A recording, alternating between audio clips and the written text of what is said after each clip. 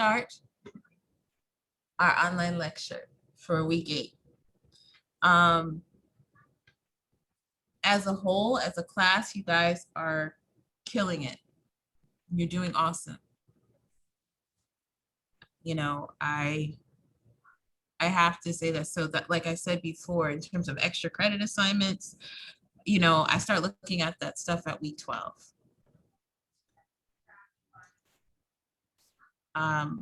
Other than that, I would say this is where we are. We are in week 8. We are halfway, pretty much more than halfway through the semester.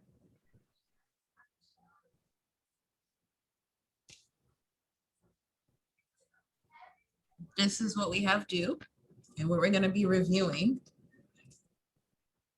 And this is your discussion board post 4. So it's about adolescence in the 21st century. Love it. So some researchers argue that the 21st century is both the best and worst time for today and tomorrow's adolescents. Do you agree or disagree? How are today's teens more advantaged and more challenged than previous year adolescents? Your cohorts, meaning if your parents, you know, compared to your parents and their parents' years as adolescents, how would you see their upbringing compared to yours? Would you think it's easier or harder? You are required to post to each graded thread minimum of 3 times on 3 different days a week. So you must submit your first post of the week no later than Wednesday. However, I encourage you to post earlier in order to keep up with the discussions, because they do rapidly, you know, post, and it's a lot easier. It is what, 90, 94 degrees? Feels like 100 and whatever. I'm pretty sure people want to go outside eventually when, you know, it's not so humid. So do what you can. And like I said before, your discussion, the chats that we have, use the information in your chat as a basis for some of your posts. Okay, yep, Arlene, you did yours today. Okay, so we are on chapter 8. Rites of passage, physical and cognitive development in adolescence. So before we start, can I ask how many people in this classroom are actual teenagers still? If there's a teen behind your name, 18, 19. Do we have any teens?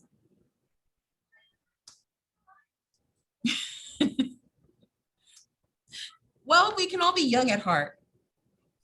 You know, are you 40 teen, 50 teen? Are you, is your shoe size a teen? I mean, maybe that counts. There we go. 20 teen. We discussed mental age before and how that applies to your IQ. Now, there are a lot of people out there in this world who are on social media, which was also a part of the reason why I had to delay our office hours. Pubertal changes. Some people get stuck in this role. So I understand you still see my floating bar here. I apologize, I need to keep it up here. I'm gonna put this over to the side. So what are some physical changes that occur during adolescence? What factors cause the physical changes associated with puberty? How do physical changes affect adolescents psychologically as they develop?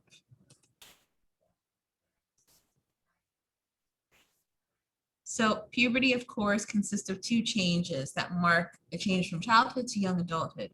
Dramatic increases in weight, height, body fat, and muscle content, as well as reproductive organs, sexual maturity, secondary sexual characteristics such as body and facial hair, growth of breasts, growth of genitals. These are all points of physical maturation. Now, this is the average growth spurt in boys and girls. So this is average in inches grown per year, and this is as of 2018, and this is average pounds gained per year. So over the years, this is what you would see.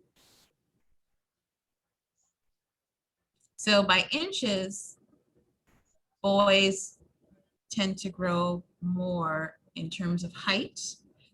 Pounds, men grow in certain ages. So you see, it's kind of interesting. There's always a year like between the tweens. You know, tweens are considered 8 to 12 years old. So if you're a tween, you tend to see girls mature faster than boys. Their height may start to get taller, whereas boys start to catch up around 14, 16 years.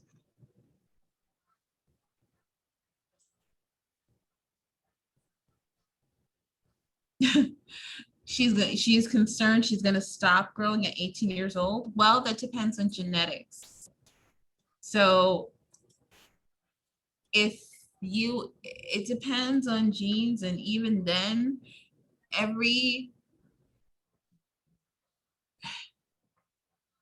can't tell. I mean, do you have hope if you can grow? No. I'm sorry, there's no more hope for you to get taller. For her, could, yeah, yeah, that sounds about right. Mhm. Usually you see the height in girls stops around 17, 18. You usually see your height cease. So once she gets to around 18, that in terms of height, that's pretty much it for her, for most women.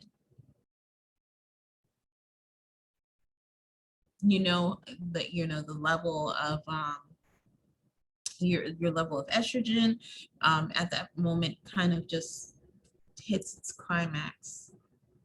Yeah, unfortunately, that goes for everybody. Physical growth, even our body parts mature at different rates. So something very interesting, your arms grow, your legs actually grow faster than your arms. So there's an actor, Matthew McConaughey. I think he's always been teased about how his arms kind of look like T-Rexes at certain points, where he's got shorter arms than his legs. He's a tall guy. Now, genetically, there could have been an issue, but also it's an issue of nutrition.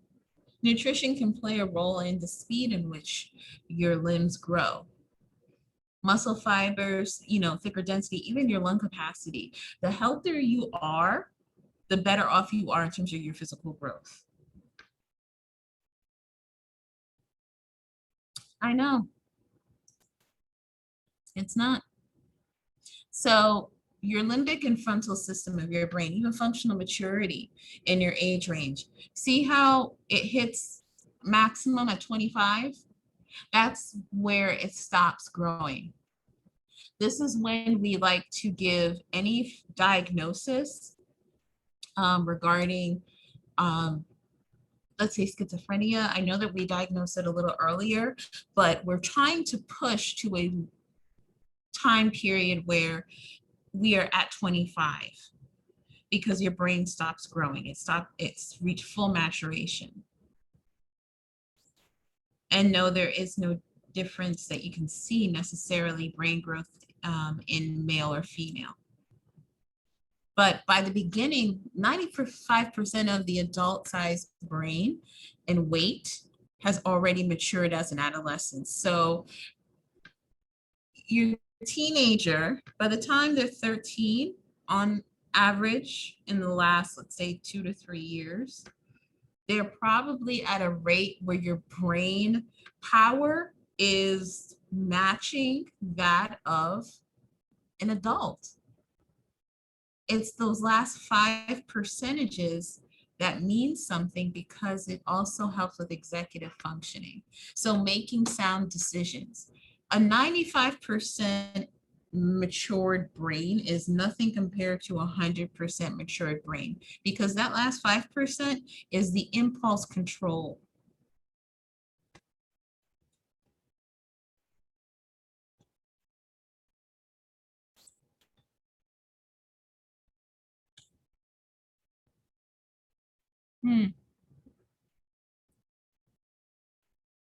Well, if she's older, or 10-year-old, but she's 12.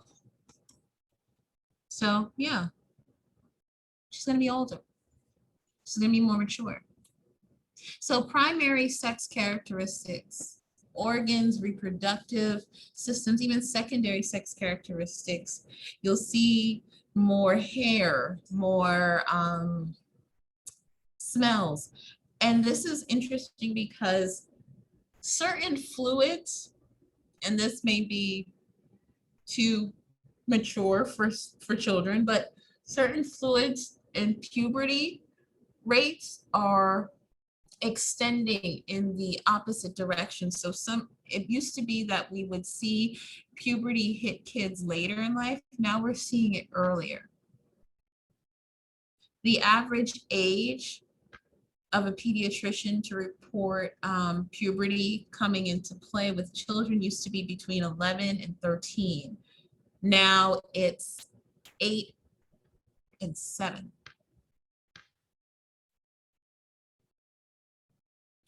Well, genetically modified foods, nutrition plays a role. Lack of physical activity plays a role as well as environmental stimulus, such as earlier exposure to sexualized content, believe it or not. I know people, this is not a whole anti, GMO or anything. No, this has been happening for several generations. Corn syrup, we eat foods that don't necessarily require immediate refrigeration. Have you bought a hot dog bun lately? I did an experiment with a class 2 semesters ago.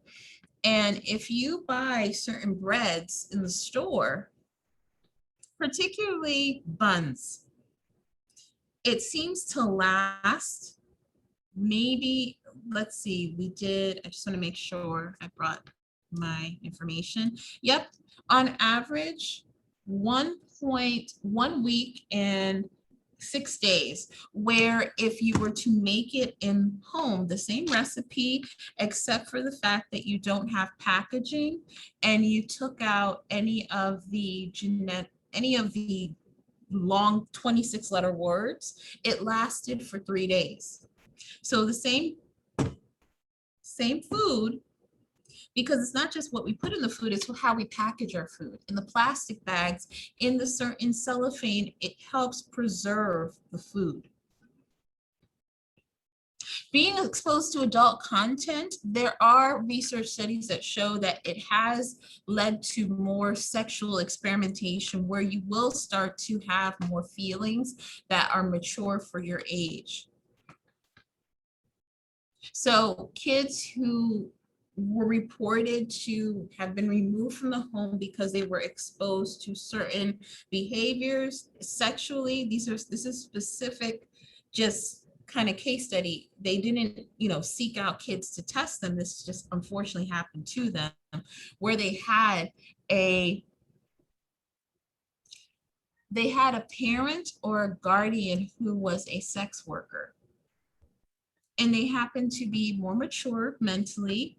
They had more executive functioning, meaning that parts of the brain that usually form a fight or flight or survival system, they already had that fully formed, but they also knew more about sexual acts. They knew about what happens, how their body works, because this whole period of life is testing. It's about learning your body. What is this? What is that? Where does that go? If a child sees sperm at 7 years old, they shouldn't know what it's meant to do and where it goes and why it, unfortunately. Do they call those kids who are exposed to that hypersexualized? No, they're not necessarily hypersexual, and they're not called that either. But that's a good question. Mm. No, very good question. They're not. The only time you are labeled hypersexual, it is the ex, the act, the desire, the expression of desire, the frequency of the expression of desire, the interruption. These are all things that have to happen in order to be deemed hypersexual in that context. The expression of desire, the frequency of the expression of desire needs to be off the charts. You need to have it interfere with your daily routine. Instead of going to school and concentrating on school, you're too busy looking over at a student and thinking about ways and how to have a sexual interaction with them. Even adults, what's the difference between a hypersexualized teenager? Is there such a thing? I mean, it really boils down to how it affects your life and if you can stop it voluntarily. Okay. Yeah. Thank you. So, Professor, you're saying so what happens is if they get exposed, they mature intellectually, not per se like their bodies start to change though. Like It depends on how much exposure are they exposed to. If it's just voluntary, some people have secondary traumatization. So I've worked with people who were teenagers who were going through these periods where the pituitary gland would start to release growth hormones. You start to see an increase in your endocrine system, where boys, their glands, it would start to stimulate testosterone in males, estrogen in females. You would start to start hearing cracking in their voice. But it's interesting because it's still very small and private percentage, because you don't want to re-traumatize these kids who have been exposed to certain sexual acts, even though this is a great group of people, of individuals, to not so much study, but understand how they got to the point. We usually address the issue when they're either young adults or into adult, when they're teenagers, late teens, early adulthood, or full grown adults. So we're going back in time. So the few times that we're able to see these kids who start to really progress, you have to take all of the information. How much nutrition were they getting? Were they going for their their annual checkups? Do they have any genetic predispositions where people in the family would genetically either were biologically getting, their menstrual cycle either earlier or later in life? Those are all things you have to take into account. However, we have seen kids who grew up around sex workers, people who, and I'm talking from anything from, I'm going to use all the groups, call girls, people who, 1-800 lines, and seriously, people who are solicitation, prostitution, even exotic dancing. Everything, if the amount of exposure, the amount of acceptance of the sexualized behavior, that can lead to, oh, well, I can show my body. You ever see kids dressed up as adults, like really young, but not just dressed up like adults? Maybe they have a belly shirt on, or maybe they have, and I'm not talking just bathing suits, I mean literally just like a shirt where their belly is exposed or their midriff is exposed, or they have, little baby heels. Those parts of progression, it's it's kind of a renaissance where 100 years ago, you could be 14 years old and considered a fully fledged woman. And it seems that now we're kind of getting back into that routine. Great questions, though. Yeah, where they start to mimic the behaviors of adults. And of course, teens generally were doing that regardless. So there's a, yeah, but that she's considered a tween. So there's a period in time where your nutrition and healthcare are so important to you that just the general maturation process, especially in females, you start to see levels when they're stressed, stress relationships. We have something called monarch. It occurs earlier in countries of a social economic set, like certain socioeconomic status levels where nutrition and healthcare are better. However, where you have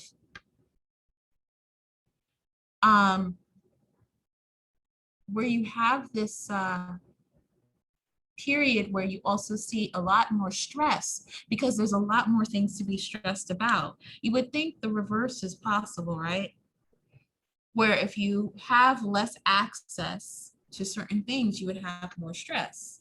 However, that's not true. Access to excess. Technically, US has an excess of certain riches. And because of that, there are a lot more stressors.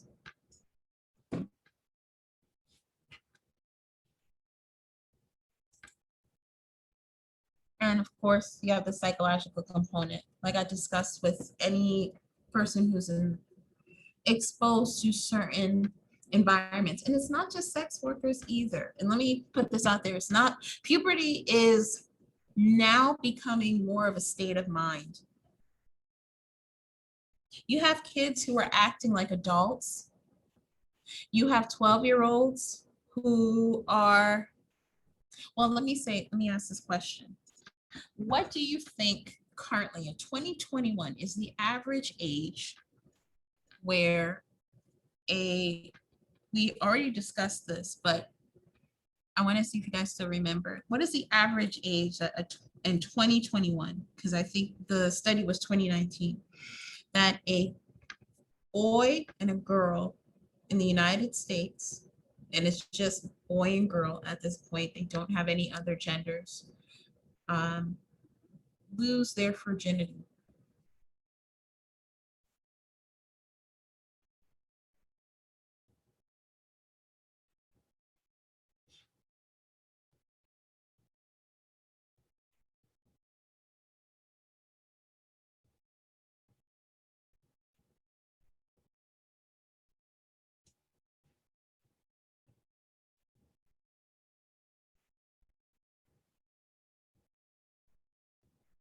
I'm just looking at this black box here. It's the chat box, and it's depressing because you guys are very close. 11, 11.9, 11, yeah, 11.9.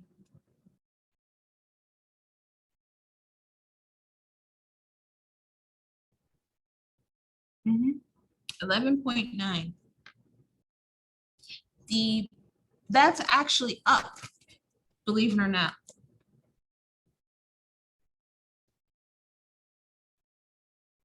That's up. That is up from,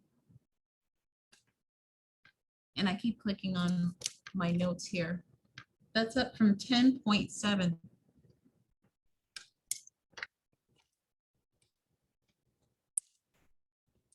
Yep. 10.7. In 2020, study through NIH, partnered with, and the demographics are all over the charts. It's not about, oh, they went to a certain, underserved population. Oh no, this is all over the country. This is all over the country. And when I say lose their virginity, I didn't say sexual acts. I don't want to depress you, because if I said sexual acts, we're now in the single digits. Losing No way. virginity. No way. What? Yeah. Mhm. So, Tweens, the population of tweens went from 11, like 10, 11 to 7 and 8. So tweens is about 7.5 years old to 12 years old now.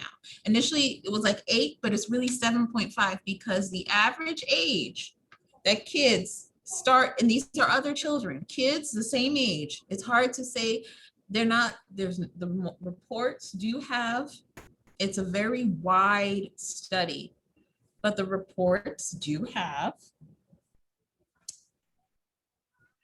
kids of all ages, all demographics, and yeah, you're looking at 9 years old. Yes. Yep. So, Professor, this is Marzina. I'm sorry, I did try to change my name. When you're talking about that, it's reminding me of when I was at my son's football practice, and these kids are like he's on a young football team because he's 10, and the ages are like from 7, 6, 7. And when they were jogging, I was hearing the conversation about, them talking about girls and sex, like, oh yeah, I'm gonna, slide into her, stuff like that. And I'm like, wait a minute, am I hearing this right? I thought I was hearing this wrong. These are babies having these conversations. But it just makes me just think about how, they're a product of their environment, you know what I mean? And what kind of like what they lack or what they see, you know what I mean? Or hear. But it sucks. You're right. The problem is product of your environment is now here. The product of the environment is here, is here, is here. It's the access. We have so much access to everything. The impact of puberty is now all around, even commercials, I mean, YouTube clips, everything is so sexualized. Think about the language that we use. And this is a human development issue because now we used to use certain languages,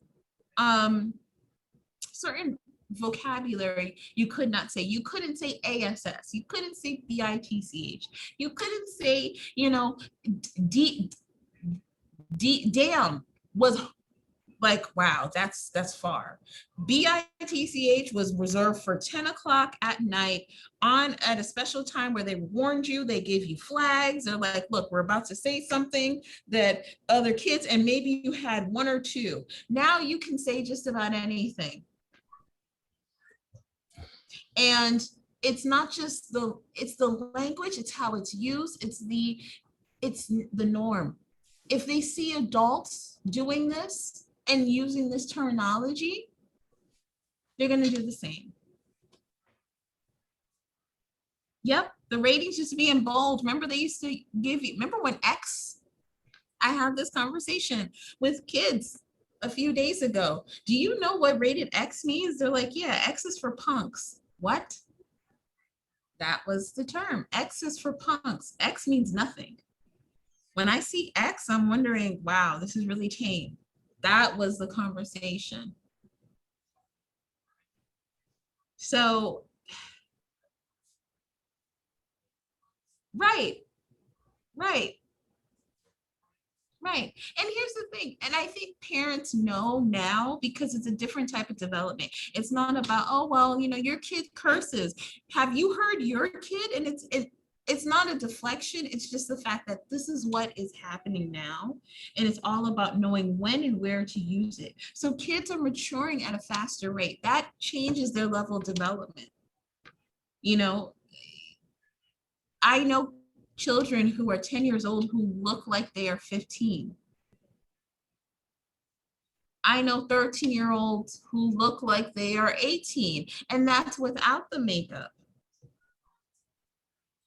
Their bodies are fully mature. Everything is matured.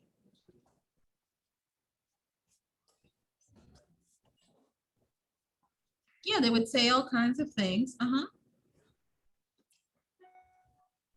Yep, absolutely. I know people who fully mature. I hit puberty at a very young age because in my family, they hit puberty at a very young age. And I make the joke that I think I really stopped growing at age 15. I completely, I was that kid who stopped maturing, and we ran into the same problem. When you look a certain age, but it's all about how you act and how you interact with the world. It's tough.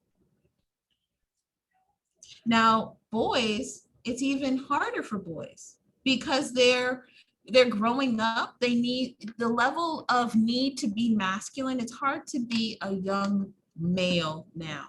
You can just be, you either are a boy at a very small period of time, and then you're a man. And you also have to prove your manhood. The same group of kids that I worked with said that if you don't lose your virginity by 12 years old, you're considered a punk. Wow. Mm-hmm. So sad. Mm. Yeah, yeah. Professor, can I say something? It's Martina again. You just triggered something. So my daughter just kind of she's listening as well. But she was like, Mom, remember the time when I was on the bus and the boy just randomly asked her, like, are you a virgin? Like, and they made it like a big thing. And mind you, at this time, what grade we were in? Fifth, fourth, fifth grade. And that absolutely is disgusting. Like, and she learned about all types of things just in middle school, like things I didn't even have a conversation with her about. And it forced me to talk about a lot of things that I wasn't quite ready to talk about, but I had no choice because she's the old school 12-year-old, like, you know what I mean? Still the Disney Channel cartoon girl, when these other girls are more like the Cardi B XXX Pornhub kids, like, you know what I mean? No, just terrible. It's terrible. But Tamara, thank you for sharing. I mean, Tamara, it starts a lot sooner. Yeah. Yeah.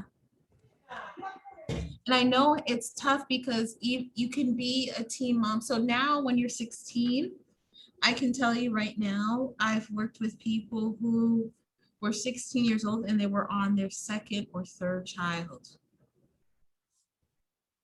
And what do you think that does to a person who is on their second or third child at 16?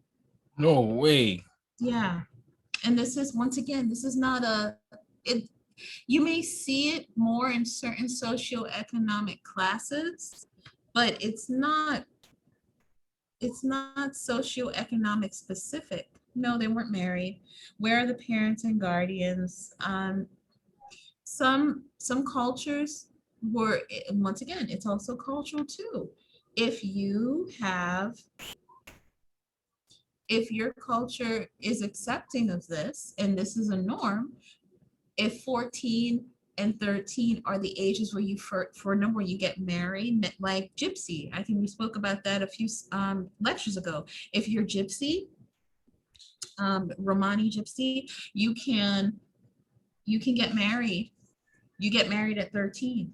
Even here in the United States? Yes, there's no law on any state records where it is illegal for a person who is underage to get married in the US. You can Wow. have parental consent. You can have either your parent or your guardian can consent. And if you come to lovely Virginia, Virginia is one of those states where if your guardian is the person you're marrying, you can get married to them. So which is sad, but it's very true that it doesn't matter what state, liberal, conservative, Disgusting. doesn't matter. You can have that relationship. And in terms of puberty, when your brain is only 95% formed, that last 5% of common sense, of experience, of wisdom, age plus experience equals wisdom. Age and information and experience will give you some wisdom in life. It's not illegal. In certain states, your guardian cannot be the person giving you permission to get married. Incest, if the person is not your biological, I said guardian. So you can be that person's foster mother, or adopted mother, adopted father. But if you are, biologically related, then no. But if you're their guardian, you can get married to them. And it depends, but every state, there's no law on the books that bans underage marriages. If you have a 12-year-old and a 12-year-old, and both parents say they can get married, a justice of the peace can marry you. Now, we may see it as revolting, disgusting, but some people see it as a cultural rite of passage.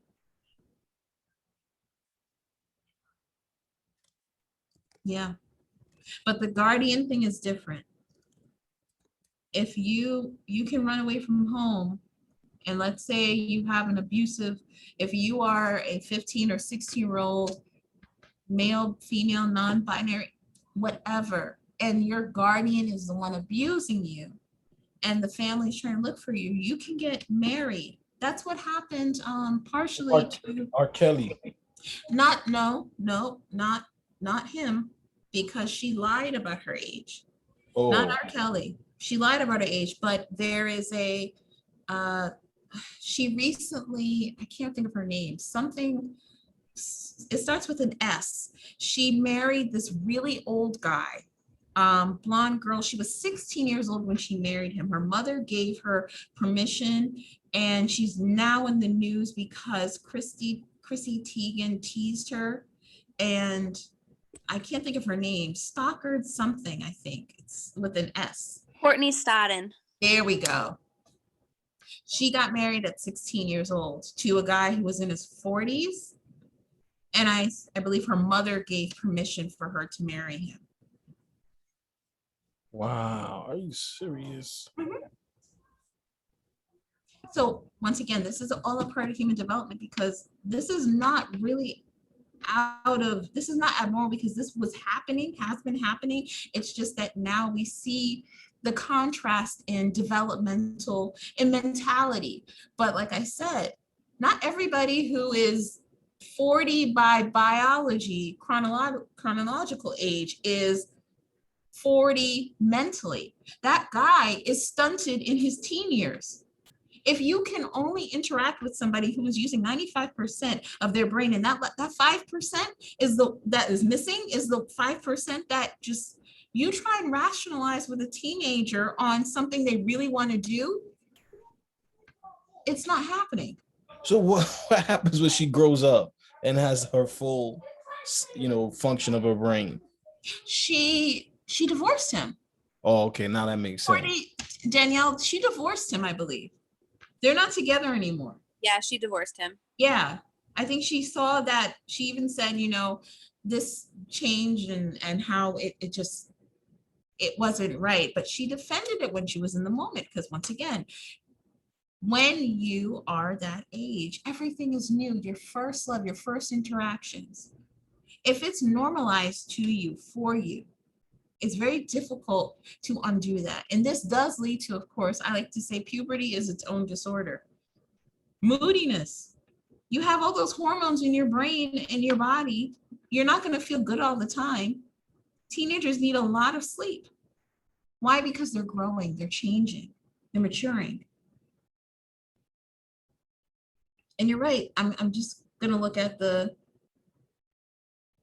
Julie, you said not even old enough to buy alcohol or tobacco, but you can get married. Yep, you're right. Mm-hmm. Yep. Yep. Guardianship over fit. Yeah. Yeah. I know a lot of you are in shock right now. Nope. Nope. This is good stuff you can add for your paper next week. Did you know that there's laws in this country for you to purchase certain items? You need laws that make, there's some laws that make no sense, but yet you would think that you shouldn't marry a person who cannot buy alcohol, tobacco, firearm, cannot buy certain things, they can't rent a car, they can't run for president. You have to rent a car without fees. So you can rent a car when you get your driver's license, but there's a fee until you're 25, and then you can't run for president until you're 35. But yet you can get married. Any questions? Yeah, human development gets more interesting from this point because we start to see certain changes. It's not so much the, and I do have to keep specifying this because some cultures, it is normal. When you marry somebody, some people marry 12 and 12, 13 and 13, 14 and 14. And they are groomed, but these are insular communities. But even in these communities, there is a level of, we cannot have certain sexual interactions. We can't have certain physical interactions. There's certain sects of evangelicals that will marry within their faith, but they are heavily monitored until they reach 18 or a legal age. Yeah, they did that in the day to keep wealth in the family, to marry within a certain system, a certain class. Yeah. Yeah. So this is the rate of maturation. So think about what I just said. Early maturity. So 11 in boys, 9 in girls. Surprise, surprise. Sorry, guys. I just took a, girls do mature faster than boys.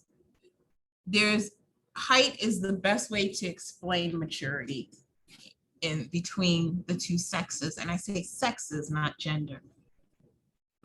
So late maturity is 15 to 16 in boys, 14 to 15 in girls. Early maturation effects on girl sexual activity varies among US ethnic groups because we do sexualize children as well. Late transition to puberty has few long-lasting effects for boys and girls. So if you are a late bloomer, you see, depending on your experience in school and within your family, sometimes you see certain forms of imposter syndrome, feeling of inadequacy later in life. So we get those. So girls who mature early often lack self-confidence, less popular, more likely to be depressed and have behavioral problems. Why do you think? They're often bullied as well. If girls who mature earlier, or you're the first person in class to mature, the jealousy may kick in from your other students, from other girls, pressured into sex early because their body parts mislead their maturity. People think that if you have a certain body figure, if you look a certain way, you then have all of the mental faculties to go along with that. That's not true. They're often pressured into sex at an earlier age. And unfortunately, poverty does play a role in that too. Boys who mature early are at risk for depression, substance abuse, participation in early sexual activity. Once again, you have those body parts, you have those urges, you want to use them. So this is a video on Blackboard, but it's a National Geographic video on the rites of passage. So we'll watch and we'll discuss.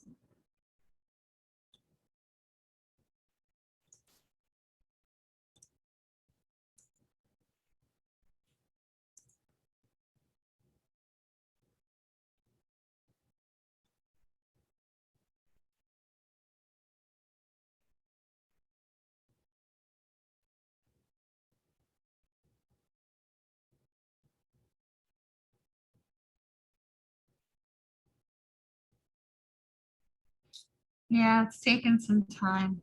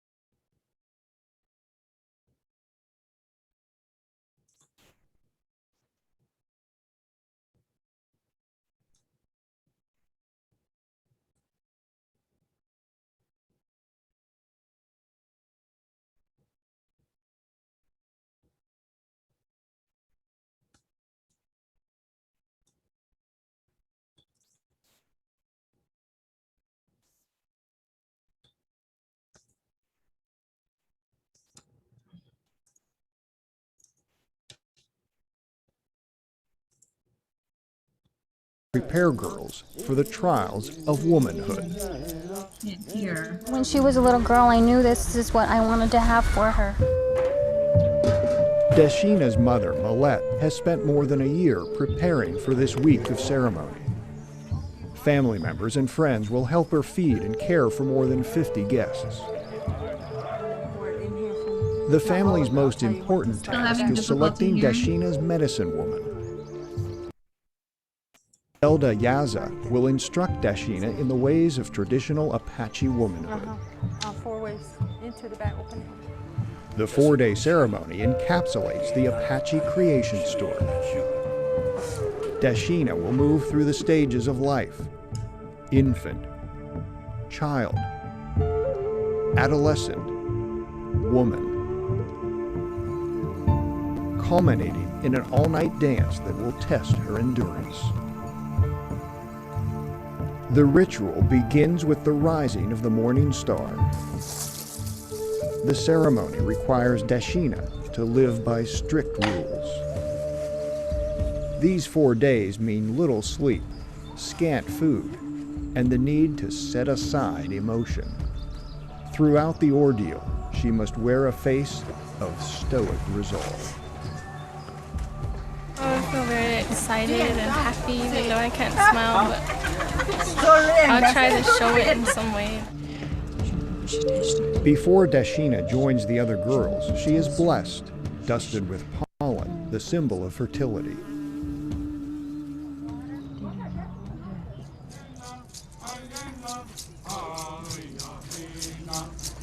The girls start their journey in a sacred teepee built by their male relatives. Let's go right now. Let's put in the TV up.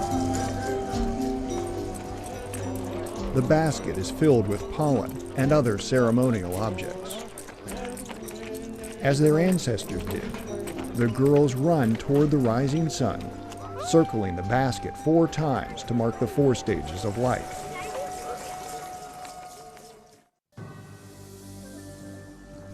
The 4th and final day brings Dashina to the cusp of womanhood. She ascends the hill to pray to the mountain spirits for a long and successful life. With darkness near, it's time to dance beside the ceremonial fire. Dashina and the other girls will dance all night long, much of the time hidden in the big teepee.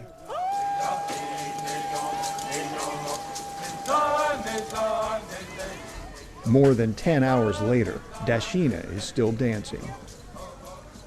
The medicine men greet the sun, a signal that the final test is near.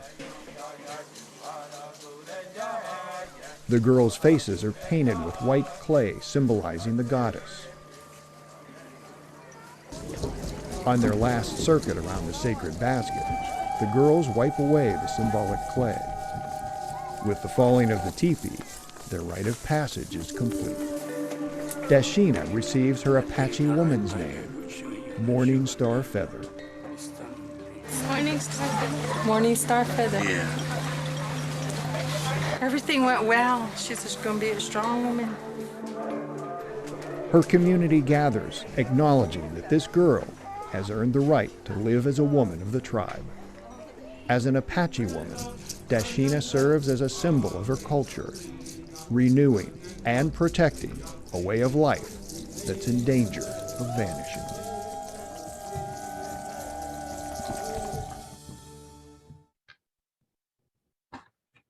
So every woman has a form of passage, just like every man, every person. And along human development lines, it changes because our differential explanation of sex and gender changes. So what you would see in terms of puberty in a person who is experiencing gender dysphoria is going to look different than in a person who is non-binary. And we in the science community are trying to catch up with that.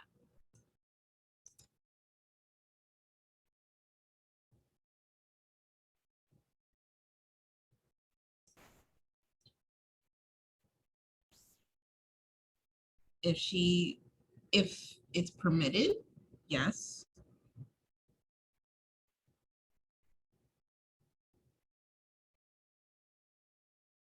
Mhm.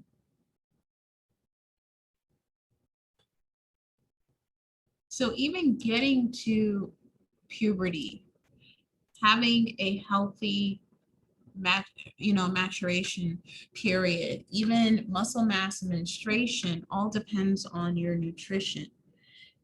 Plenty of people experience difficulties, and you see it now in younger ages, difficulty with puberty because of lack of a certain enzyme that naturally forms in the body. You see earlier stages of rheumatoid arthritis, osteoporosis in children where we hadn't seen it before because we are lacking certain key ingredients in our diet, and we have too much of one thing and we don't have enough of another.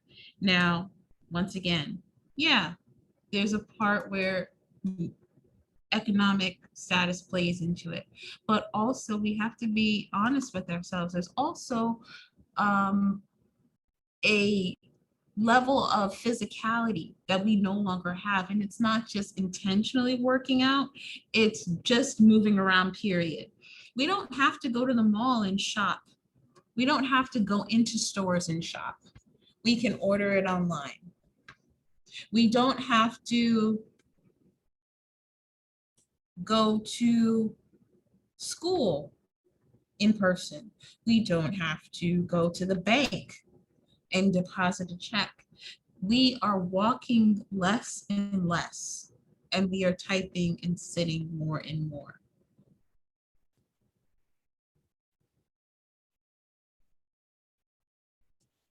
Yeah, but even before the pandemic, as a society, and not just the US, the world, period, when we are able to get things brought to us, we stop going to it. We don't go to the movies as much as we used to. We used to rent, and then we started to stream. We don't interact with people the way we used to. If we wanted to see somebody, we would go over to their house or talk on the phone. At most, that was interacting. Now, we just have to FaceTime. So what does that do to our teens? Interventions for obese youth are very difficult to implement because we do have a society that promotes a more sit down and concentrate lifestyle. you know, if you're working, don't worry. You don't have to go far. Even companies now, they make everything come to you.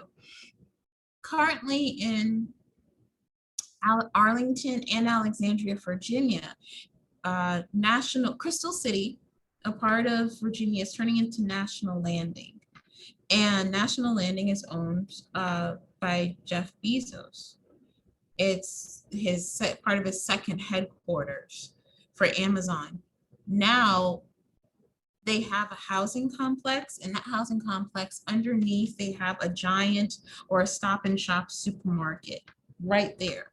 Then next door to that, there is one dry cleaner. Then there's another dry cleaner. Then there's a laundromat service. Then there is a mall that is being built underneath.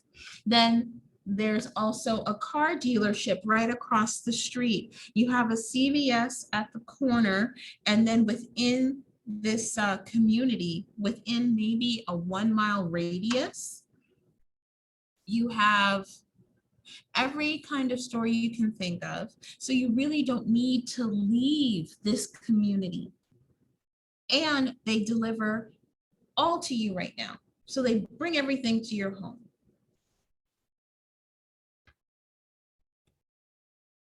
That's just weird and lazy.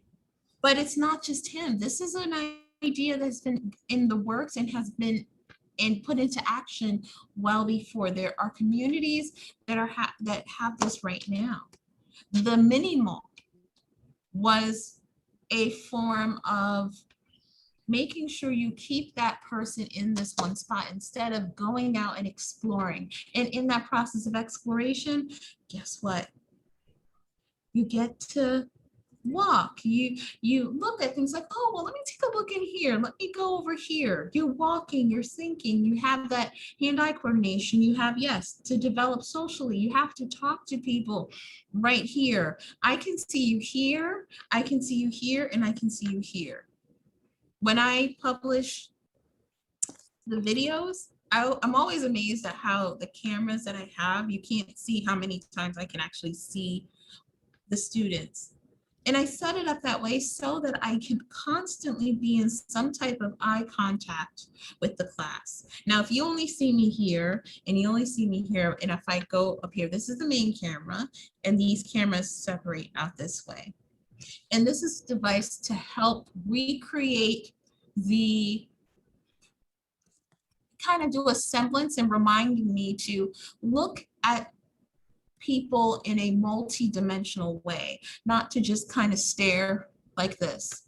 Because now we have, if you see people walking down the street, and I'm guilty of it, so how can we possibly intervene in a sedentary lifestyle?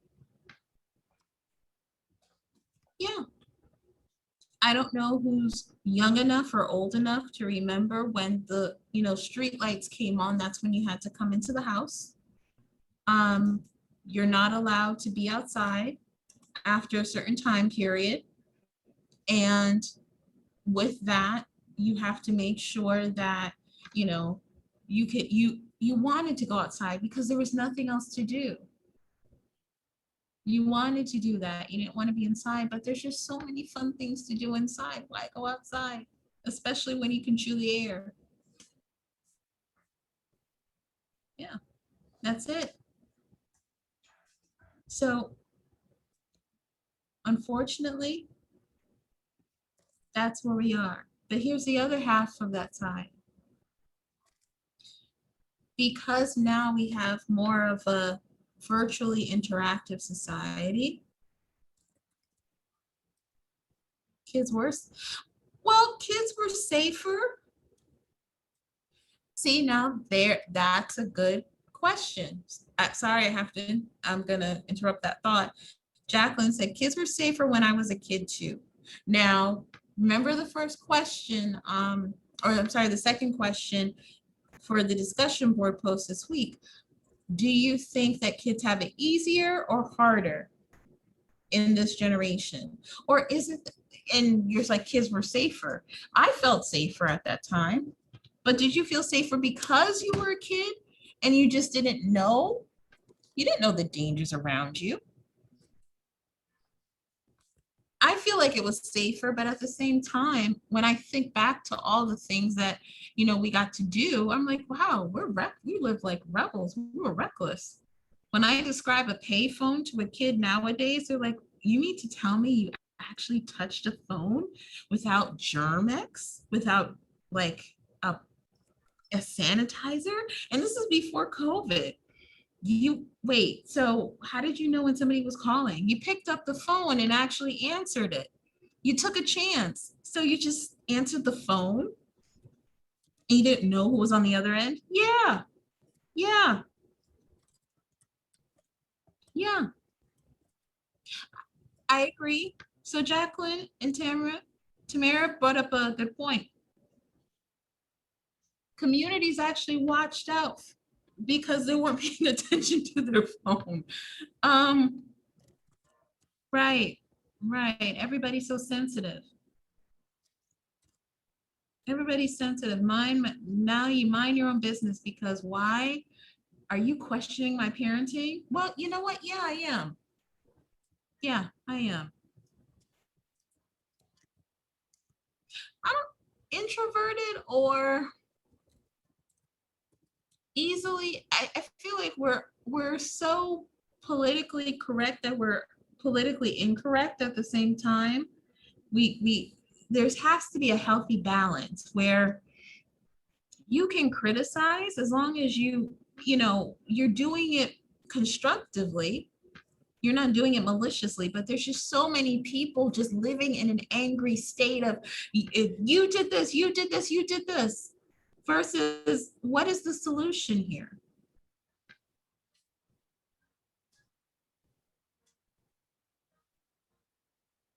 Yeah, it's tough. Plus, you also know more about your neighbors than you ever knew before. You know a lot about your community. These are good points. I hope you guys are keeping them and writing them down and adding some APA formatting to it for your posts. Mm. I had that happen before, Crystal, where I did live in a certain vicinity and I didn't know my neighbors, but that was because I was not being sociable. That was on me. That wasn't because necessarily I was being an introvert. I just did not want to know at that time. I eventually came out, yeah, and to talk to them, but that was me. Sometimes it's a time issue. You're like, okay, I can introduce myself, and we're more nervous now. It's very difficult, but certain things weren't brought up back then. Oh no, I'm very friendly when you corner me. Depending on what I was doing as a profession, depending on my about amount of socialization. So it depends. And I will make fun of myself here because I'm as a kid, you guys are talking about being safer. I look at it as I didn't know that we had if we had a sexual predator on the street. So I did grow up in a certain, neighborhoods where by the time if a kid yelled out for help and that person was caught, there was going to be a beat down of that person from the start of the block to the end of the block. And it didn't really matter on the socioeconomic status.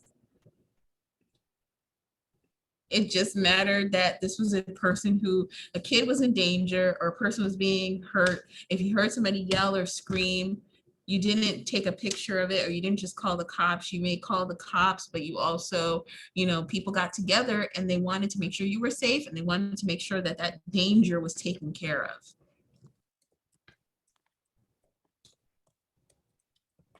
Nowadays, if you touch somebody and they catch it on tape, depending on when the tape is rolled, you could be, sued. Yeah, you actually did something. A bunch of mothers would beat the crap out of, like a stalker or, a peeper. They come out in their, night dresses and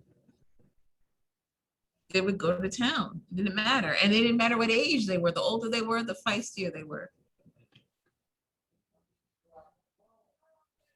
So it depends on your environment, but also we have a lot more to lose nowadays because we're a lot more litigious as a society, as a world. There's no more hearsay, there's live stream, there's instant video, which is good, but also it does keep people from speaking up and acting in those moments when it's needed. So I will get back to anorexia nervosa. On the other side of eating, having so much interaction to a false sense of image can lead to anorexia nervosa. That is one of the reasons why people have this issue. The other can be, it is a form of suicide. It is a slow form of suicide. Oh, that's awful, Crystal.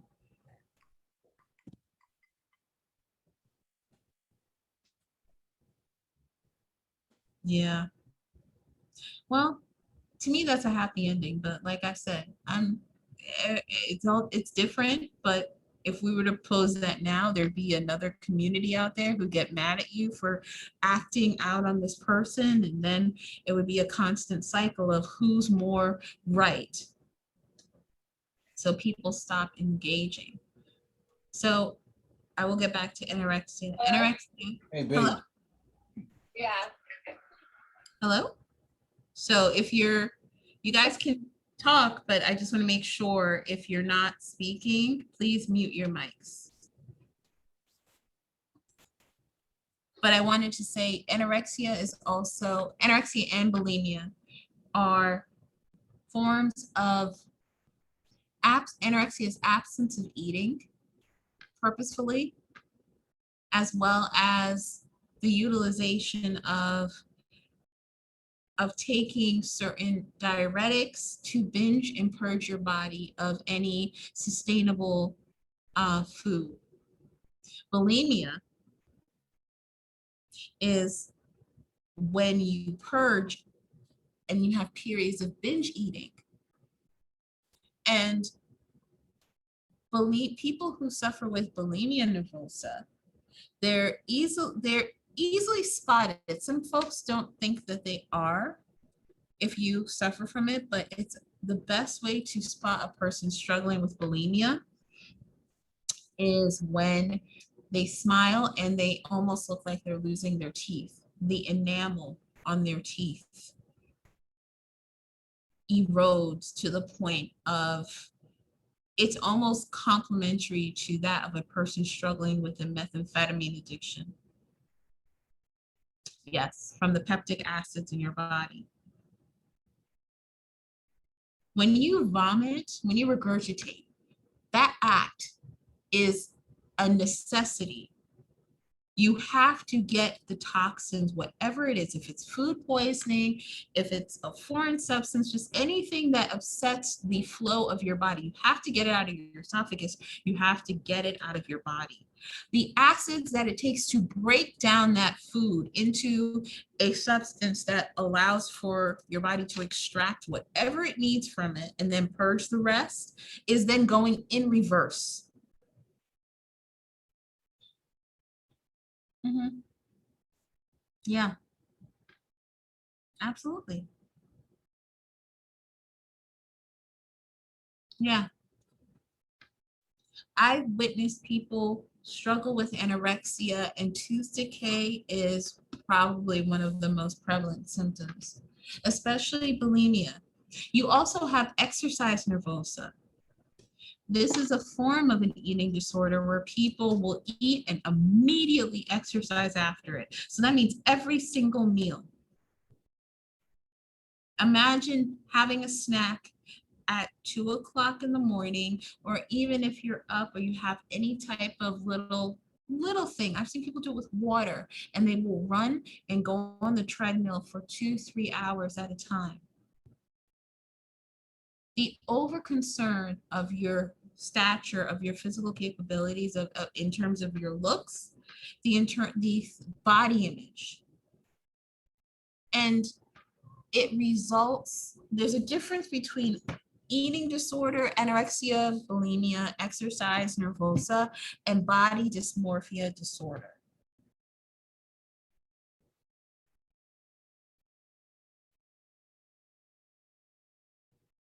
Why do they save their vomit? Some people save their vomit, and I apologize if you're eating at this time, but some folks save their vomit because it helps them regurgitate later. It's also a trophy. It's a way to show that, look, I'm really good at doing this. And this is how much I took out of my body. The more that they vomit, the better that they feel about themselves.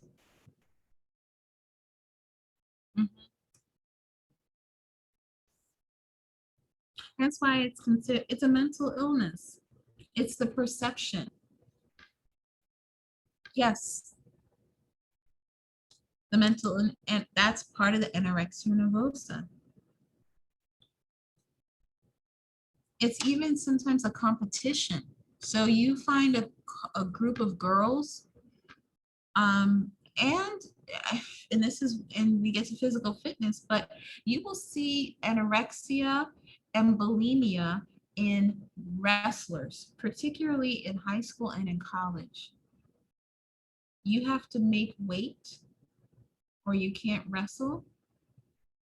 They are, outside of gymnasts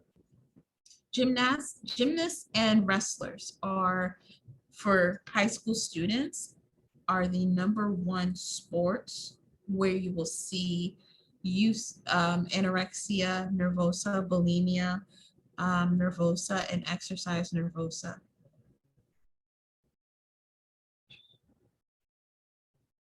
You also see sports in high school, especially if kids are looking to have some form of a college career or a professional career, utilization of enhanced drugs such as steroids.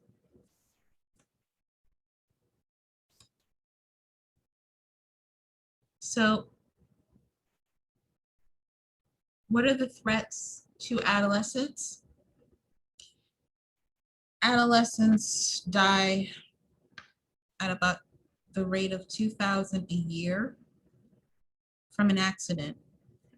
This does not include school shootings. Patterns of death can depend on age. They can depend on motor vehicle accidents or firearms, although you see a rise in firearms in girls as well, but also homicide, suicide, and certain forms of cancer in girls, particularly girls who mature at an early age. You see early onset of cancer.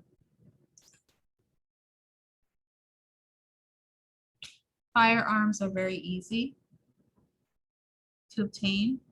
That is without, once again, this is not school shooting. This is not including school shootings. This is just firearms. So 2,000 a year outside of school shootings. Reckless driving, poor choices, use of illegal and dangerous drugs. The newest fad is, well, it's not really even new. It's kind of a renaissance of prescription parties where kids will go into their homes and pick up prescriptions and just put them in a bowl and take whatever's in the bowl.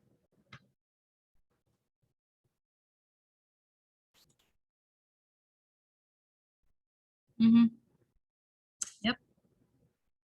So information processing during adolescence. Here's where that 5% really is needed. Problem solving.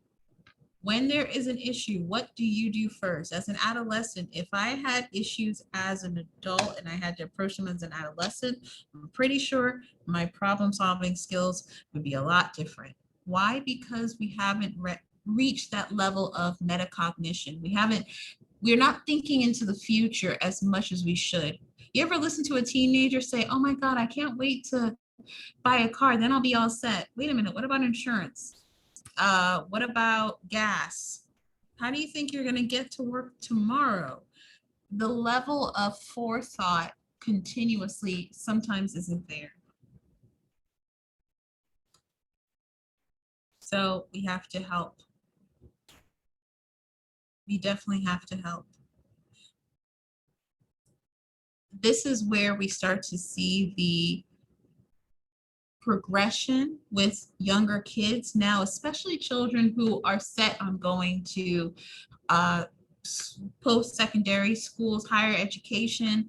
You know, they tend to start to triple plan, where not only are they planning for college, they're planning for grad school, they're planning for residency, then they're planning for their marriage or whatever partnership or careers, and then the retirement, and they're only 13.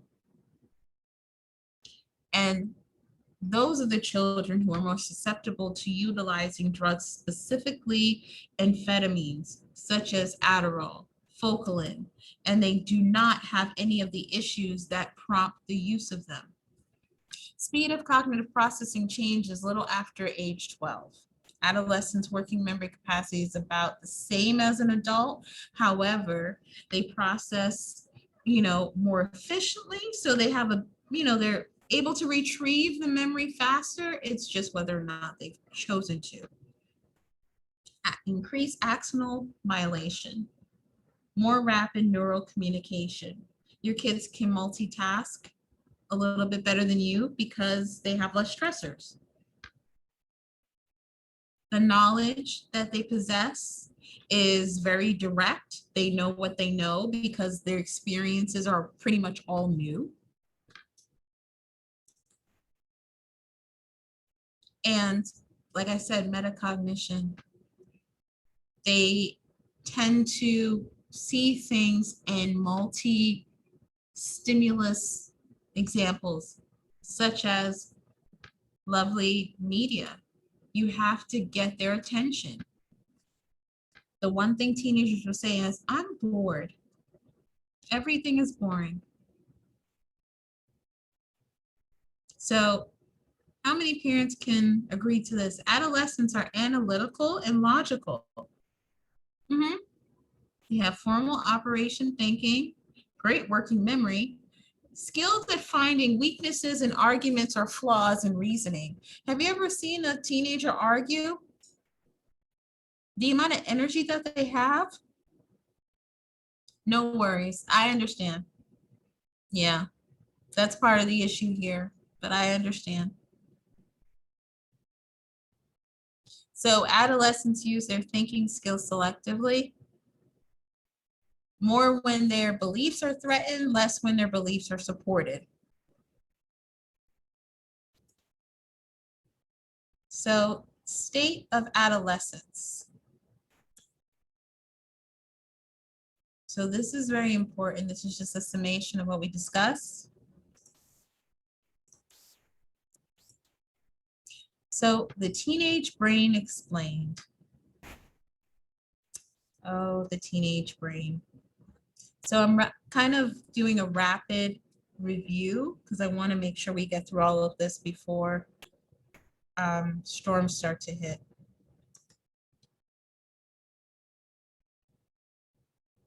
Being a teenager is hard, and so is living with one, I'm told. No human gets to escape this moody, angsty, confusing phase, and interestingly, such an extended adolescence is unique to humans. Other animals grow up a lot faster than we do. And you may think our teen years are just about streamlining bodies for baby making, but as it turns out, the storms of sex hormones that we associate with the teenage years are only a small part of what's really going on in the teenage body. Most of the action, it turns out, is happening in the brain. Until fairly recently, we thought that the brain finished the nuts and bolts of its development by the time we started kindergarten. But really, right as puberty rolls in, it undergoes massive remodeling. This amounts to several years of neural growing pains, as well as the other more visible growth that's going on all over your body. So take heart, whether you're going through it now, or about to go through it, or count yourself among the veterans of that turbulent decade. Know that the result of the teen years is a stronger, faster, more sophisticated brain. Or someone had told me that 20 years ago.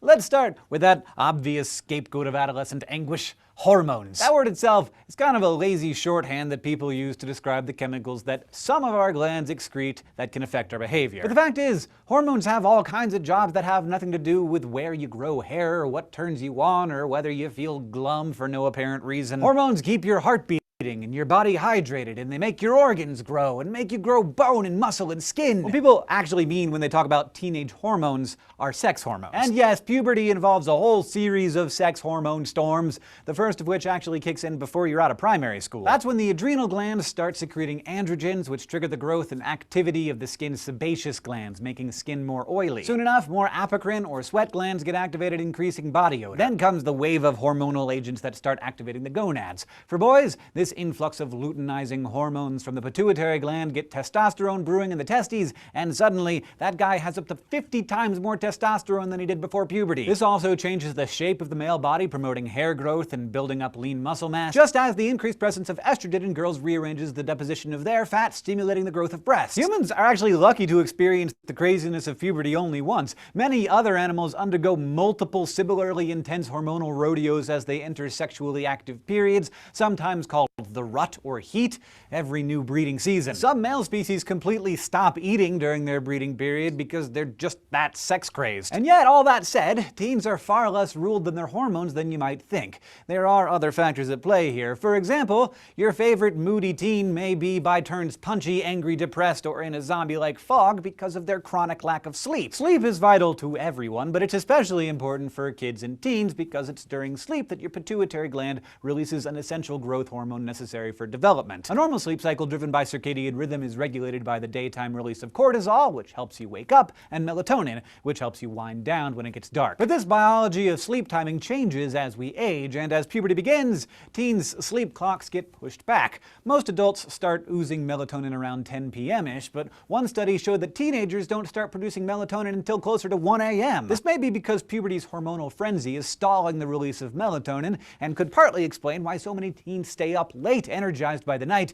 but have a really hard time rolling out of bed with the alarm. Of course, it's a bit of a chicken and egg deal, since watching reruns of The Simpsons and playing Call of Duty late into the night continues to stimulate the brain, which may further delay the release of melatonin. Still, some researchers are starting to advocate for pushing back high school start times in the morning in the hopes of having more focused students. So we got sex hormones changing the bodies and a lack of sleep to contend with, but increasing evidence suggests that there is something much bigger at work that's making teenagers so teenagery. Their brains. It turns out that brains actually take longer than we thought to fully mature. I don't mean physical size. Our brains are already about 95% full size by the time we're just 6, but more in the sense of the connections inside the brain. Adults, for the most part, know how to make decisions by evaluating choices and weighing consequences. They do this with their prefrontal cortex, which is responsible for controlling impulses and emotions and forming judgments. Its neurons chat with the neurons in other regions of the brain responsible for, say, memory or movement through synapses. The thing is, teenage brains don't quite work like this yet. The prefrontal cortex may not be fully developed until your mid-20s, and teen synapses, those lines of communication, are still growing and specializing. They're also slow. As an adolescent brain keeps developing, its axons, the long tail-like parts of the neurons that transmit signals to other neurons, become more and more insulated by a fatty layer called the myelin sheath. This padding greatly increases the cell's transmission speed, and while it helps adults make faster decisions, it isn't fully formed in teens. These changes occur slowly, beginning at the back of the brain, where the oldest and most fundamental brain parts reside, and slowly working its way forward to the more advanced and complicated brain bits. The prefrontal cortex is the last to be hooked up and shaped. So it's important to keep in mind that just because your favorite teenagers stayed up until sunrise binge watching The Walking Dead the night before an exam, it doesn't mean they're dumb or lazy. Their brains are just literally finishing being built. But at the same time, because all this brain building is just starting to peak, this is also when the brain starts getting thinned out. You actually start losing connections that you don't use enough in a process called synaptic pruning, which has led to a theory that this is kind of a use it or lose it phase. Meaning, adolescence could be an especially important time to use your brain. Play an instrument, engage in sports, write poetry, learn a language. Because by doing these things, you're helping hardwire those synapses and giving your brain topiary a lovely, lasting shape. Whereas if you're sitting around all day playing Candy Crush, those will be the connections that survive, which you don't need. This shaping of the teen brain manifests itself in other ways too, like in teenage attitudes. A group of scientists at the McLean Hospital in Massachusetts once hooked up a group of adults and a group of teens to MRI devices and then asked them to identify a series of expressions on photographs of adult faces. Interestingly, while adults correctly identified one expression as fear, the teenagers thought the faces showed anger, surprise, or shock.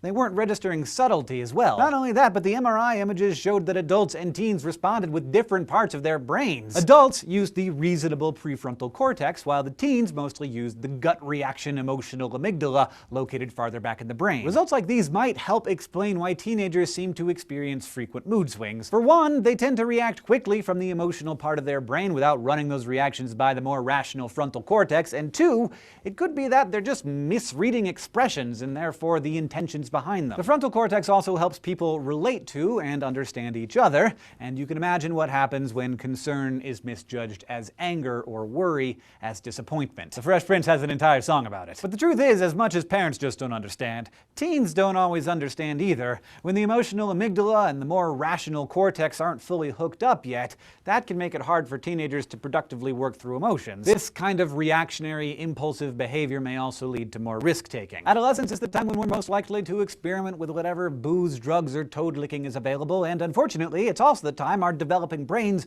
are most vulnerable to lasting effects. Studies have shown that teens are more likely to become addicted to drugs and alcohol than adults, partly because their brains are more attuned to their reward centers. While the teenage prefrontal cortex is still developing, their nucleus accumbens, or pleasure and reward zone, forms early on. Neuroimaging studies have shown that when presented with a big potential reward, teen brains light up way more than kids' or adults' brains. But if the reward was small, teen brains hardly fired at all. So basically, give an adolescent a pat on the back and you'll get a shrug. Give them a hot date or a winning goal and their brains light up like Vegas. This, of course, does not always result in great judgment.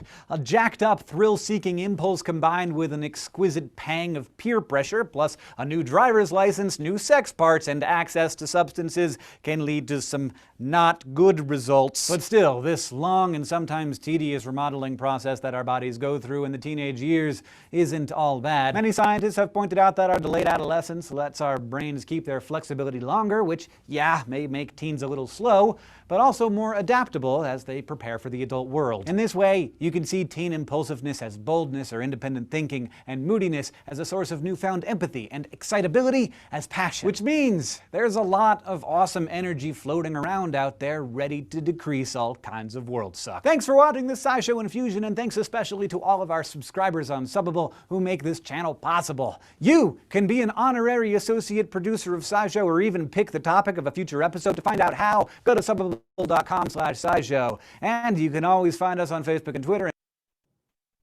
Every time I see that video, he reminds me of a person who's really, really hyperactive. Like, he speaks very fast. I'm not sure if he's doing that for the affect or if he's trying to mimic the excitement or routines of a teenager. Still don't know. I'd like to know your thoughts about that, because a couple of colleagues wanted to know, would you diagnose him as having a deficit? It wouldn't be ADHD, it's more just excitability. Yeah. I don't know, maybe I'm listening slowly. But now we go to reasoning and moral issues, which is probably, seems like both. Moral issues seems to be the most important.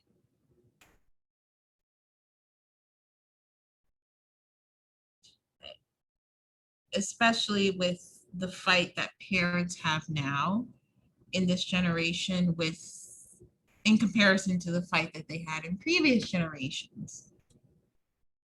So we already discussed Colbert's theory, pre-conventional punishment and reward, the obedience, authority, nice behavior in exchange for future favors, token systems, as well as the conventional and social norms, living up to others' expectations, following rules to maintain, social order. We've discussed how, the stages from Vygotsky and Kohlberg can differ, where personal moral systems are based on abstract versus Vygotsky. He feels that it's a social convention completely, that you have to have a certain level of adherence to social norms in order to having a great sense of self and morality. Kohlberg feels that the stages can't be skipped. However, if he were to apply his theory today, it's going to be very difficult to not skip certain stages. Certain kids jump over one stage to another. They bypass it because they've been through so many things. They've experienced 2 stages at once. How many kids do you know who had to be the parents in the house and now are parentified and lost a portion of their childhood? Their moral reasoning is probably going to be more evolved than that of a person who went through all of those stages sequentially. So some cultures do not stress the individual rights and justice, and just stress caring and one's duty to others. Other cultures can be very insular, can be very us, very implicit, where if you are in distress, you can only go to people within your culture to express any issues. And there's a particular person you can go to in your culture. If you are Amish, you have to go to an elder. In your community, they have what's called a humps break for adolescents to go out and experience the secular world versus the community that they were raised in, where they start to learn, they start to learn about what else is out there. And I think this is helpful because they're able to actually see what other people may feel that they're missing. If you don't know anything about the outside world, you generally don't get to make a choice about how you want to live your life. I give the Amish a lot of credit because they encourage exploration outside of their culture so that when people do return, they are making a decision based on what they are looking for, what they want, and their choice to be a part of a community. And this humps break happens generally during adolescence, late adolescence. Certain Jewish cultures have certain pilgrimages, such as a kibbutz, where you're able to also reconnect with your roots and see how, certain cultures within your culture live and how you got to where you are now.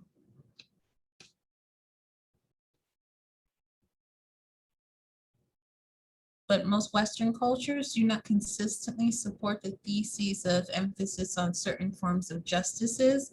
There may be certain moralities attached to it, certain policies attached to it, which supersede a cultural or even communal justice.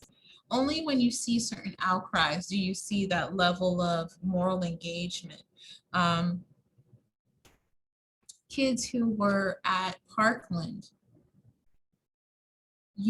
led, I want to say revolutions, but they led certain programs to talk about gun reform, especially how it affects kids. You had other communities, and it's, they combined with survivors of Columbine. They combined with survivors of the shooting in, was it Carolina? It was Carolina, Dylan Roof. They combine with survivors of family members of all people affected by mass shootings. So you start to see more civil engagements promoting more moral reasoning, where especially adolescents see a bigger space and place than themselves and their immediate needs. So this is a very interesting video, and I wanted to show it because it emphasizes something that curriculum may be implementing more and more. It's one thing to have sick days, but they're actually looking to implement specific mental health days. So I'd like you to review this video and tell me your thoughts.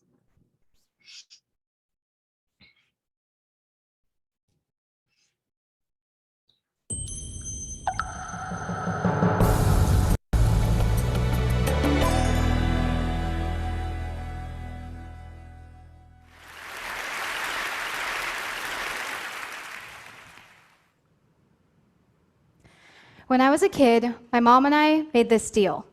I was allowed to take 3 mental health rest days every semester as long as I continued to do well in school. This was because I started my mental health journey when I was only 6 years old. I was always what my grade school teachers would call a worrier, but later on we found out that I have trauma-induced anxiety and clinical depression.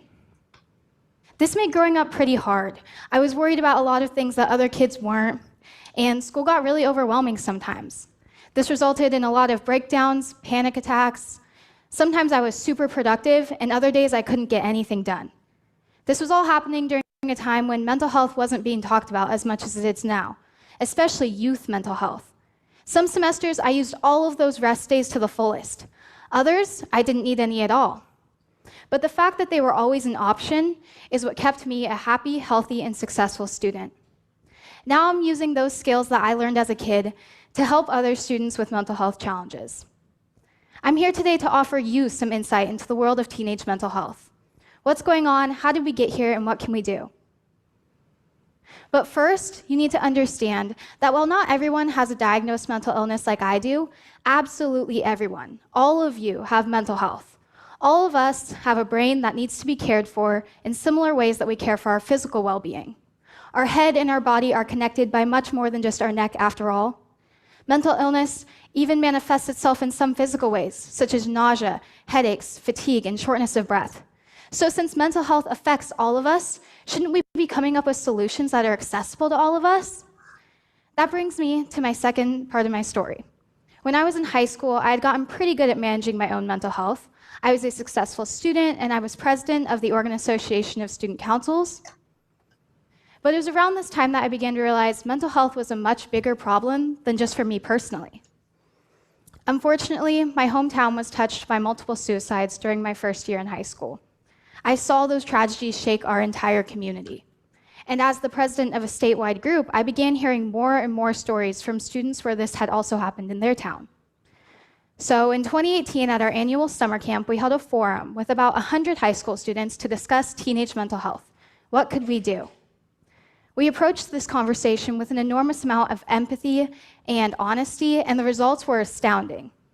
What struck me the most was that every single one of my peers had a story about a mental health crisis in their school, no matter if they were from a tiny town in Eastern Oregon or the very heart of Portland. This was happening everywhere. We even did some research, and we found out that suicide is the second leading cause of death for youth ages 10 to 24 in Oregon. The second leading cause. We knew we had to do something. So I wanted to interrupt because this video was recorded in January 2020. So this is recent information. This information is about maybe a year and 7 months old. The study that was conducted where she's getting her information, this is January 2020.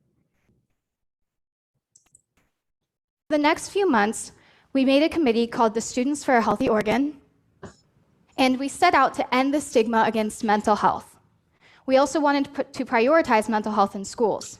With the help of some lobbyists and a few mental health professionals, we put forth House Bill 2191. This bill allows students to take mental health days off from school the same way you would a physical health day. Because oftentimes that day off is the difference between feeling a whole lot better and a whole lot worse, kind of like those days my mom gave me when I was younger. So over the next few months, we lobbied and researched and campaigned for our bill, and in June of 2019, it was finally signed into law.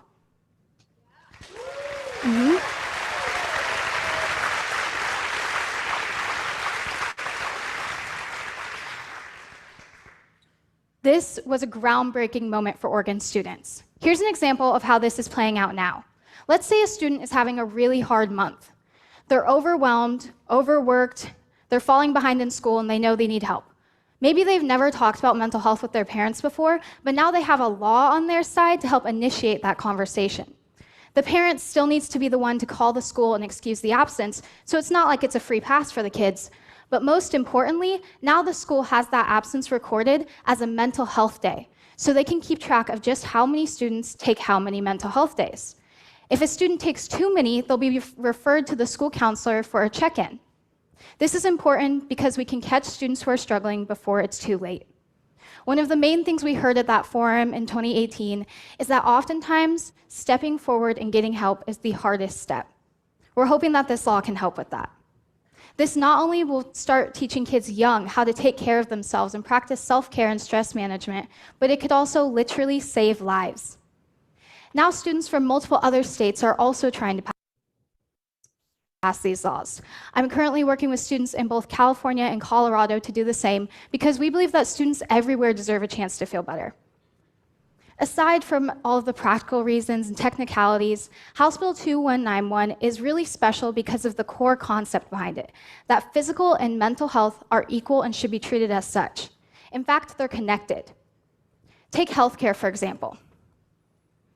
Think about CPR. If you were put in a situation where you had to administer CPR, would you know at least a little bit of what to do? Think to yourself. Most likely, yes, because CPR trainings are offered in most schools, workplaces, and even online. We even have songs that go with it. But how about mental health care? I know I was trained in CPR in my 7th grade health class. What if I was trained in 7th grade how to manage my mental health or how to respond to a mental health crisis? I'd love to see a world where each of us has a toolkit of skills to help a friend, coworker, family member, or even a stranger going through a mental health crisis. And these resources should be especially available in schools because that's where students are struggling the most. The other concept that I sincerely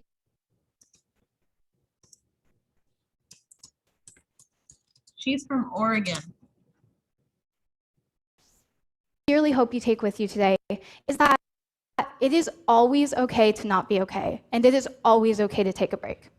It doesn't have to be a whole day. Sometimes that's not realistic, but it can be a few moments here and there to check in with yourself. Think of life like a race, like a long-distance race. If you sprint in the very beginning, you're going to get burnt out. You may even hurt yourself from pushing too hard. But if you pace yourself, if you take it slow sometimes intentionally, and you push yourself other times, you are sure to be way more successful. So please, look after each other. Look after the kids and teens in your life, especially the ones that look like they have it all together. Mental health challenges are not going away, but as a society, we can learn how to manage them by looking after one another. And look after yourself too. As my mom would say, once in a while, take a break. Thank you.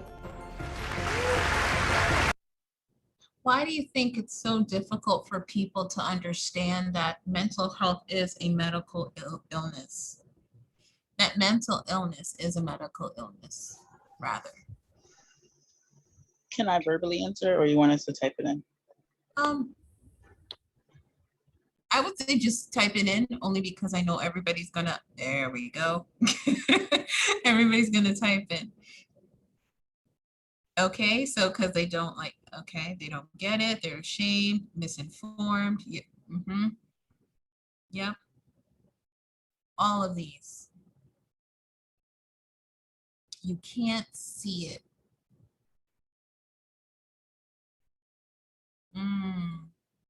Religion, spiritual beliefs. Yeah, all of the above. Mental illness is real.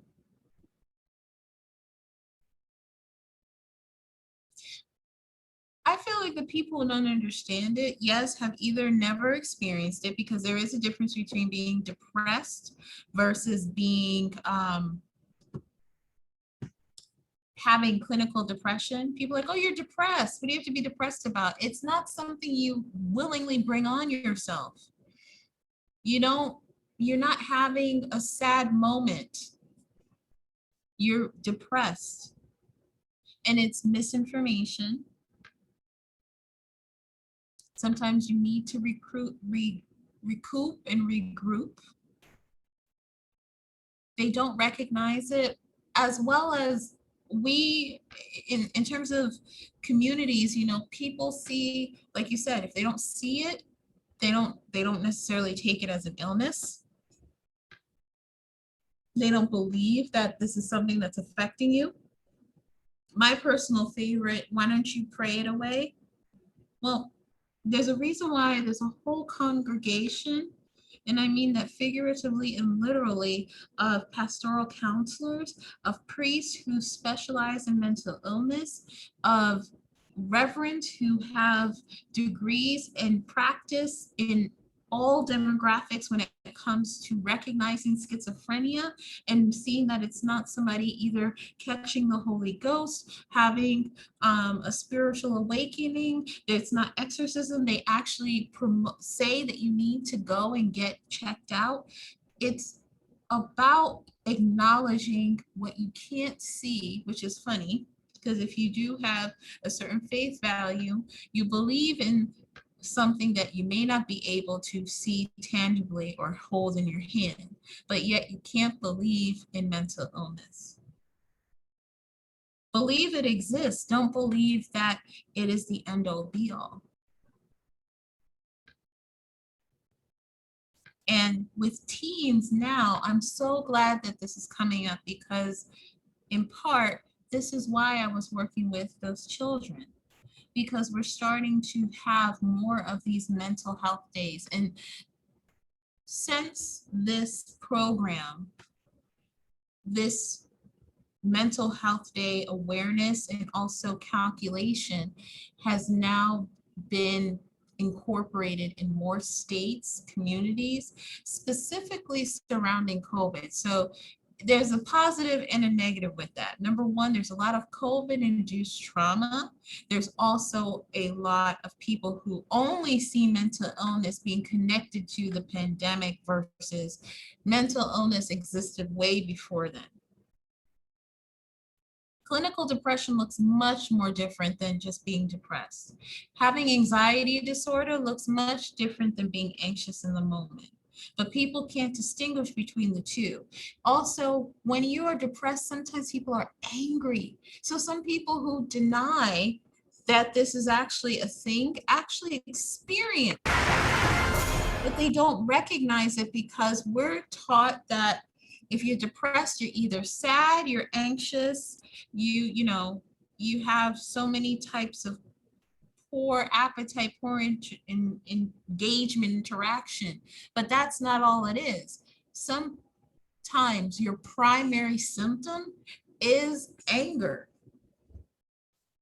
is hyperspending, is hypersexuality. So the good part about all of this is that kids are in puberty and adolescence. With the current human development, mental illness is not what it was when any of us were in school. Kids now wear their illness as they should, like anything else. Like, oh, I went to the dentist. Oh, I went to my therapist. Before, kids would sneak, hide, whatever. You could not get a kid to admit that they were seeing their therapist. Now they pencil it in and tell you about their session online. They have an update in their feed. So it is getting better. It's harder for people who are of the generation X, even older millennial generation, because there is that, well, why are you depressed? You have nothing to be sad for. Or all you need is this. Because if you're saying this specifically to a parent, they take it as an offense that they did something wrong or they don't want to be blamed, because that was the common trope, that if you go to therapy, they blame the mother or the father. When in fact, yeah, we do sometimes blame the parents who are saying, well, they need to be held accountable, because unfortunately, there's no perfect parent. But they take it as their fault and then they get defensive. Yeah, I hate when people say, why you have nothing to be depressed about, because they know your life. But it's those people who will miss the warning signs and also live in denial when a community has a mass rate of suicides. And that's something that is more popular. The more that we are coming out with feeling comfortable with identifying the illness, we also start to see more mass group engagements of either suicide or self-injurious behaviors. Yeah, but they're not going to, because let's be honest, they're not recognizing their own issues in their life. I've yet to meet a person who gets mad about another person being honest about their feelings, who doesn't have more issues themselves. At least you have the courage to acknowledge and work on it and treat it. You're treating your issues. Oh, you don't have any issues. Meanwhile, you're sitting over there living miserably. Fine. Therapy isn't for everybody, but at least acknowledge that something it's not the way you want it to be. So, yeah.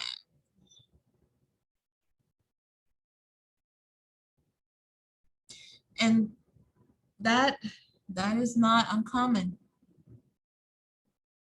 Yeah, but once again, in no disrespect to your mother, it's not about her. It's about your life. If you're sitting in ICU and the one of the primary things you can think about is whether or not it makes you, how it makes you look, that's not important. Yeah. Yeah.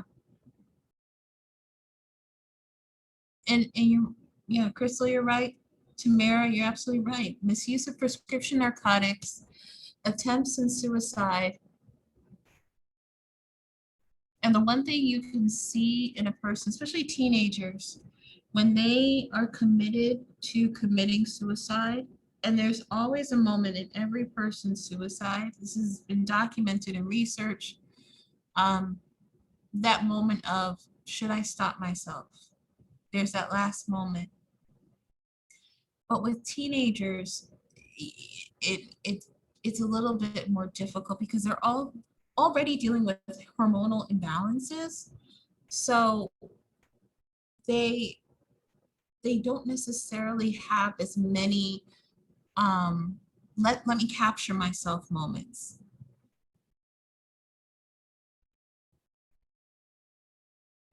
Yeah, people see mental illness as an embarrassment. The only thing embarrassing about mental illness is the person who's denying it. It's not something that you ignore. If you break your foot, you go to the doctor, you get it fixed. If your mood is disturbed, you go to the doctor, you get it fixed. You go to a professional, and get it fixed. Plain and simple.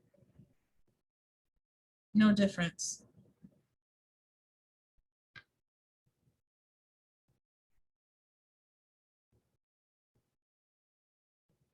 I've sat in rooms with families who have problems with it. I said, you got to get over it.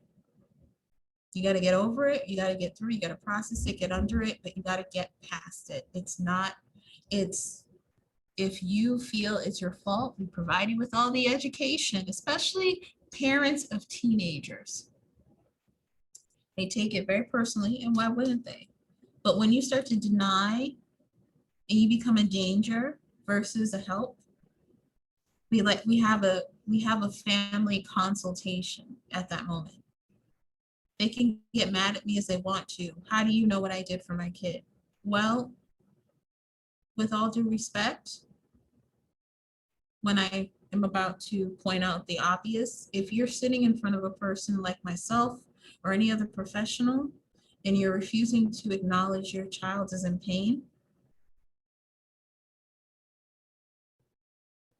not helping. There is a problem. So I leave you with that because there is progress. Kids are being more upfront, they're more outspoken. We just have to catch up with the kids of this generation.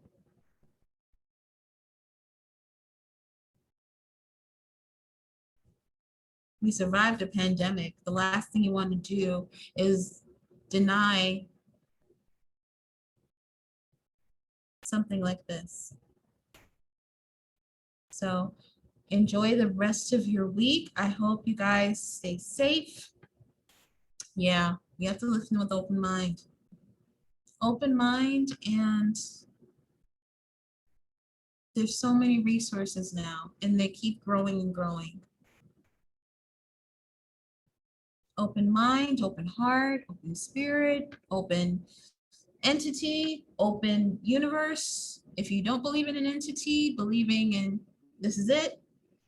So happy 4th, happy 1st, happy everything. Take it easy, and I will see you next week. Do your work as soon as you can, because I'm going to do mine. I also have assignments to complete as well. So trust me, it stinks, but let's all do it. Yeah, yeah. All right, Tamara, they're a part of what kids have. But guess what? Now we have them for everybody. Yeah, everybody stay safe, stay inside, especially for the storm, but have a safe 4th, okay? And I'll absolutely read everything. Marcy, I'll read your information, okay? But have a good night, enjoy, and I'll see you next week.